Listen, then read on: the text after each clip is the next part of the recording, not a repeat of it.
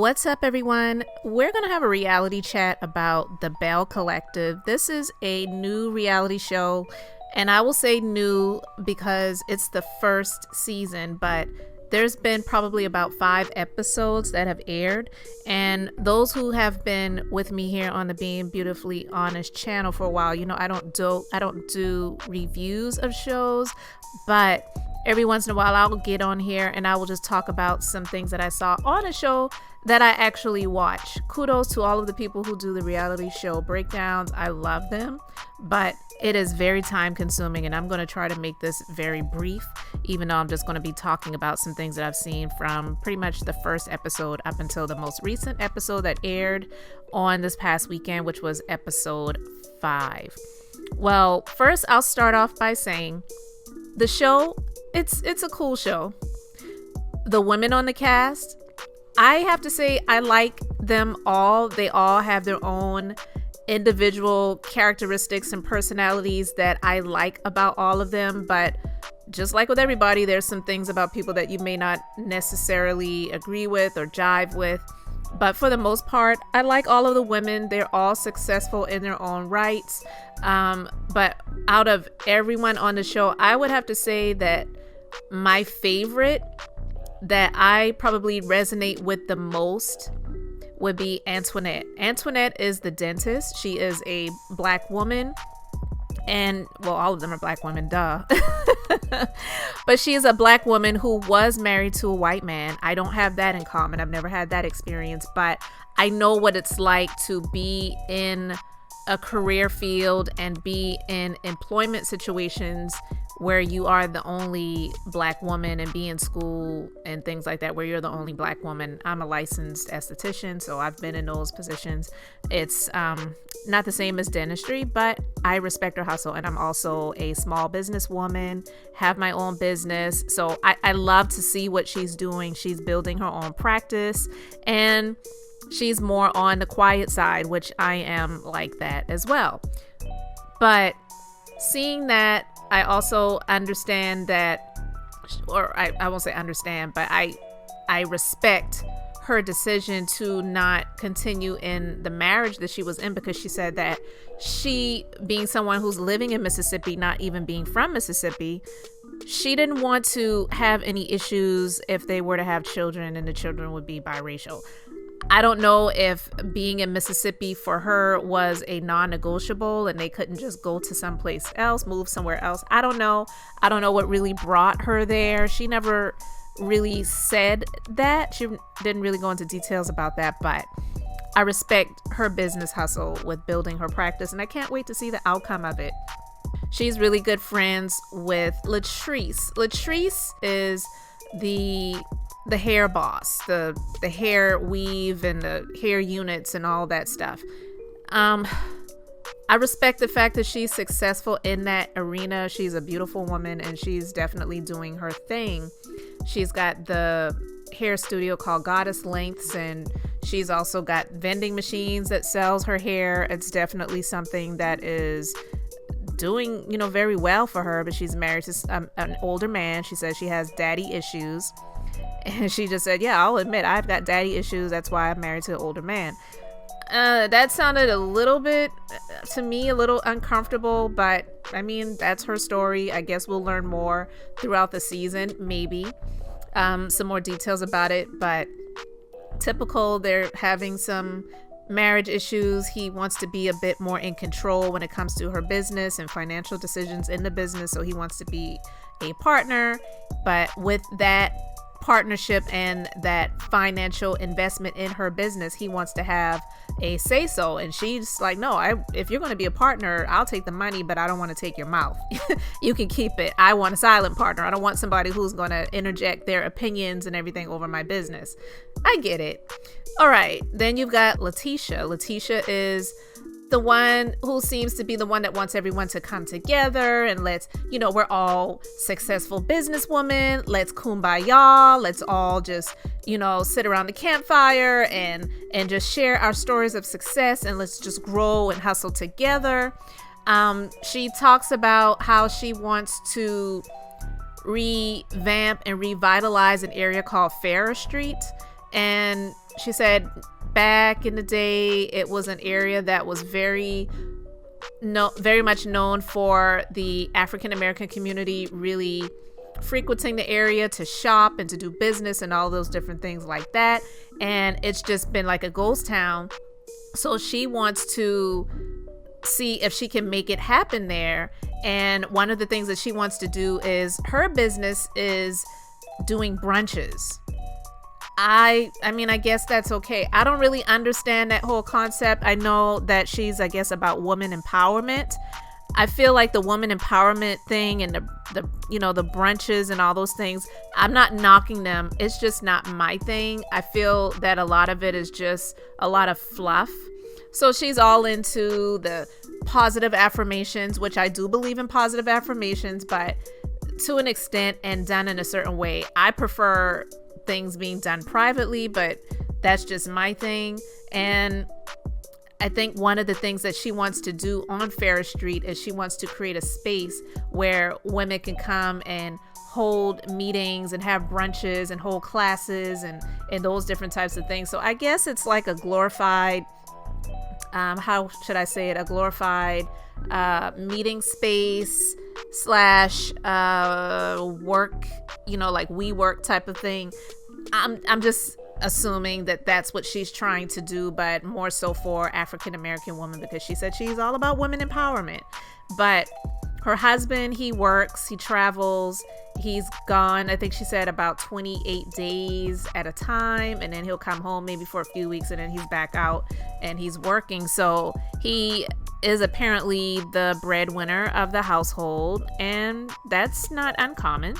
But she wants to start to step her foot more out into entrepreneurship and really being a boss and not just being her husband's, ride or die, and I'm standing behind my man and I'm here for him whenever he needs me and I'm at his beck and call. She's like, no, our child's getting older and I want to do my own thing. So I respect that. You have to have your own identity.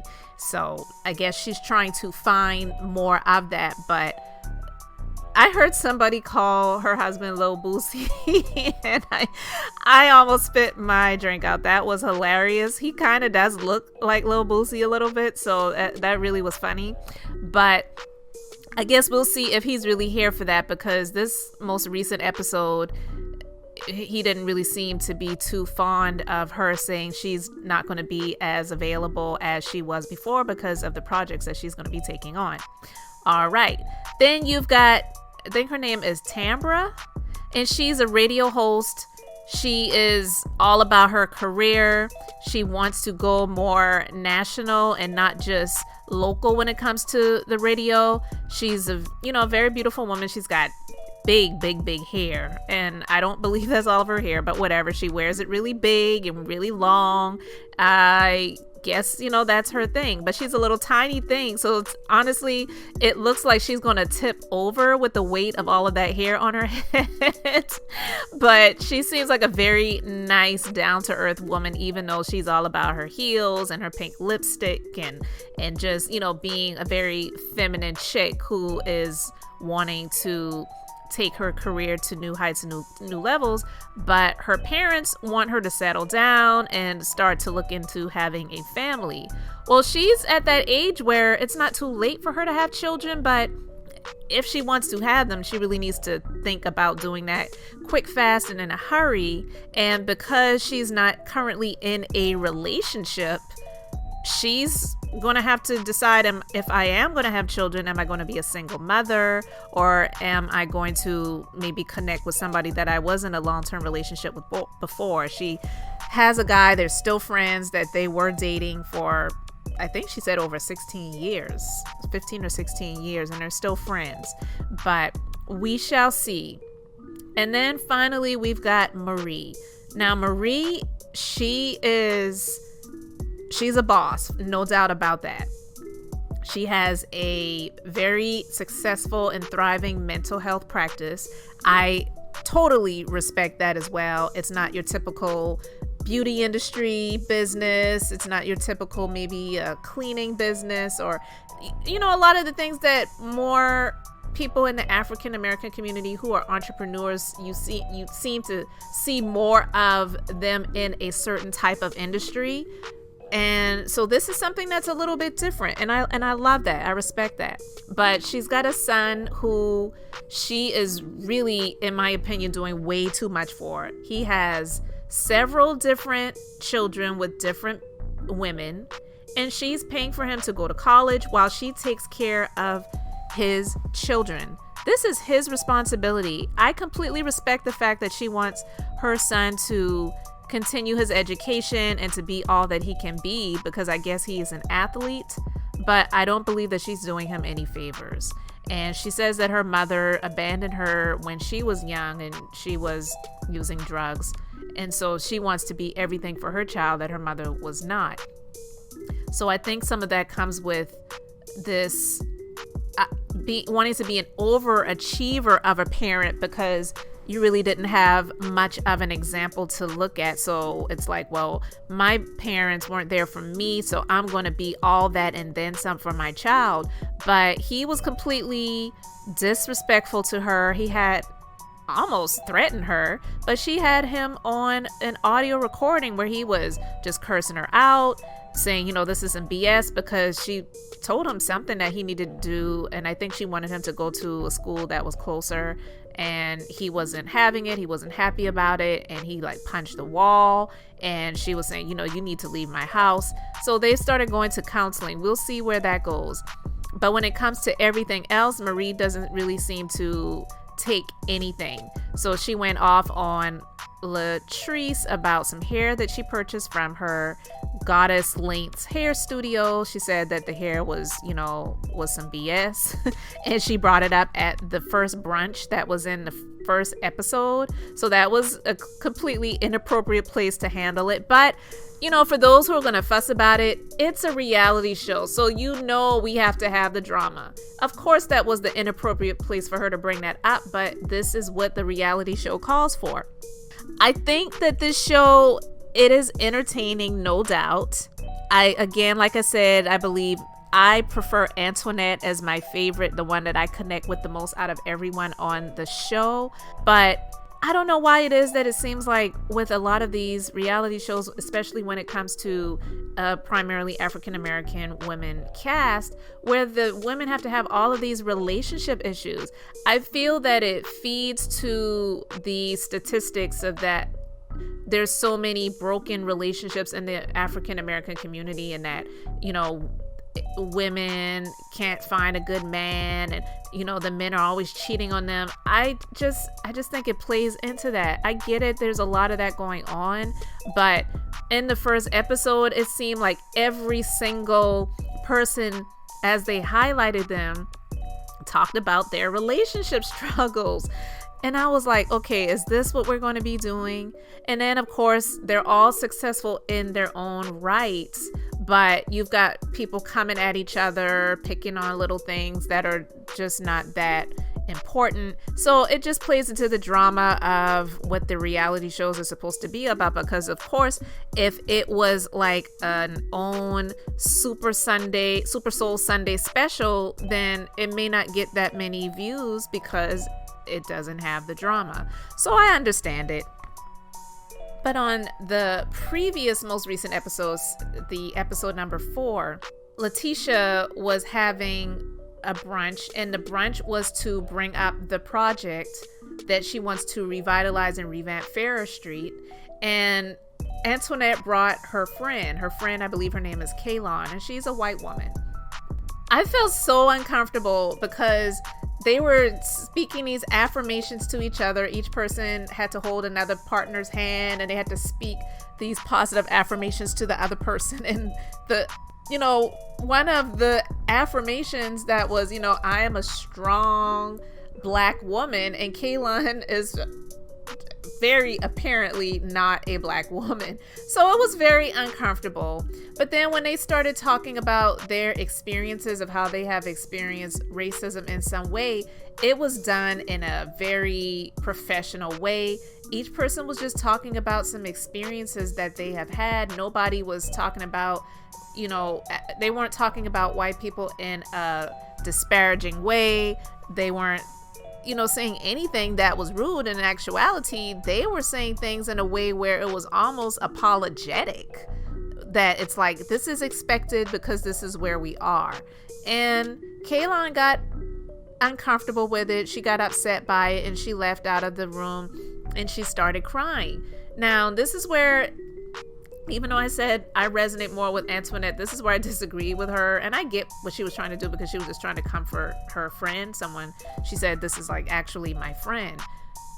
They were trying to comfort Kaylon, because Kaylon was saying, white people, we don't talk about black people like this. This isn't what we do, and we should just be coming together, and this is just not right. We don't sit around and talk about black people that way. Now, she may not do that, but she can't say that the entire race of people doesn't do that. And so I don't know if she was just feeling some guilt in some way, because it's just not something that she does, but because she is a white person, just kind of guilt by association sort of thing. That's how I took it. I want to know what you guys think in the comment section, but they were trying to talk her down and calm her down, and pretty much like pat her on the shoulders and on the back, and just saying, it's not you, we're just, and they were speaking the truth. Now, I don't have any problem with what they were doing, and no, I wouldn't have agreed with them saying, you need to get the F up out of here. But when they calmed her back down, and then they brought her back into the brunch room, that's where it got messy with Essie, Marie's friend, and Marie, because they were pretty much letting her know, look, this isn't about you sitting here getting upset with it. Like, you made this about you, and this moment isn't about you. This is about my friend Letitia presenting her good news and this project that she has a vision for and wants to make and see happen, and you're making it about you. So I get what they were saying, and I understood where they were coming from, but maybe the delivery wasn't the best.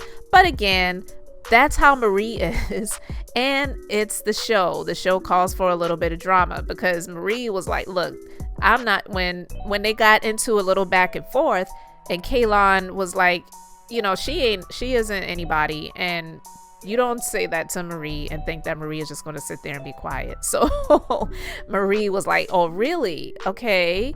And so she had her words. And then when Kaylon said, come here, I said, oh my God, why did you say that? And so, of course, Marie was like, I don't know who you think you're ordering around, but this is not 1930, and I am not your slave. I said, okay, that's it.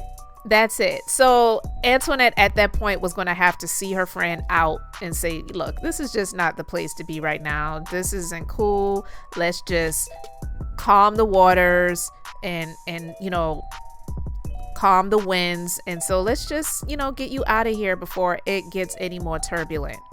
So she dismissed herself with the help of Antoinette. And then Antoinette came back in, and then the mood was light again in the next episode, which was the most recent episode 5. But I will say I really do like the show. I will continue to watch it. If I see anything that I want to discuss, I will come back and bring it to you guys. But I really want to know, are you guys watching the Belle Collective on the OWN network? If you are, let me know your thoughts in the comments section. Let me know who you resonate with the most, who you are here for, and who you are not here for.